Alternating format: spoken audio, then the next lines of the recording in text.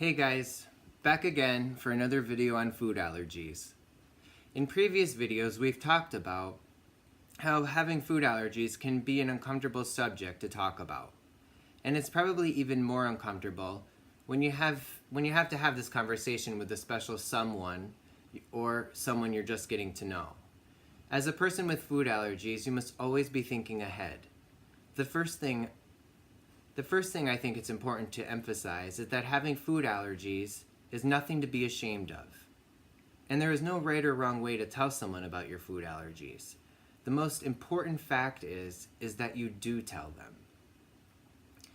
Honesty, especially when your life is potentially in danger, I think is always the best policy. For anyone that doesn't know this, you can cause someone who has a food allergy to have a reaction just by kissing them on the cheek. Yeah, it's true. This happens because our saliva contains food protein after we get done eating. And sometimes some of that protein can linger behind and then transfer onto the skin, even after chewing gum or brushing your teeth. To avoid this, researchers recommend waiting several hours and eating a non-allergenic meal before engaging in any close contact. They also suggest, in addition to giving it time, brushing your teeth, rinsing, and then repeating this process a few times. Remember, it's okay if this conversation feels awkward. The researchers bring up another really good point. They acknowledge that these conversations can be difficult, but probably not nearly as bad as having a reaction and going into full anaphylaxis. Another article I found interviewed some of your peers, so I thought it would be beneficial to share them so you could hear what worked for them. This is from a girl named Allie. The best advice would be to not be too embarrassed to say that you have food allergies. Most people will just want to do something that you can enjoy too, and you won't be able to enjoy yourself if you're worried about allergies. My next best piece of advice would be to not present it like it is a serious obstacle or problem. Most of the people you date will probably be able to figure out how to work it out. She also writes, there were times when I think I was too cautious and times when I think I wasn't cautious enough. I think when I really wanted to impress someone, I threw caution to the wind a little too much and ended up eating things or kissing people that might have been riskier. But I got very lucky.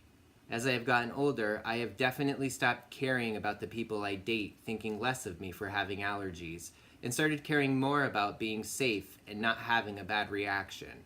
And it hasn't really negatively affected me at all as far as dating goes. When I was younger, I used to worry that I would never meet anyone that would be willing to give up nuts for me, but my boyfriend doesn't care at all. He even researches nut-free restaurants and food companies and basically just wants to make my life easier and more comfortable. So my other advice would be, don't worry too much about it, because if someone loves you, then they will love you more than whatever food you need to avoid. Thanks, Allie. That was good. Here's one from Jason. Jason writes, from my point of view, all dates will involve food. That's just a given.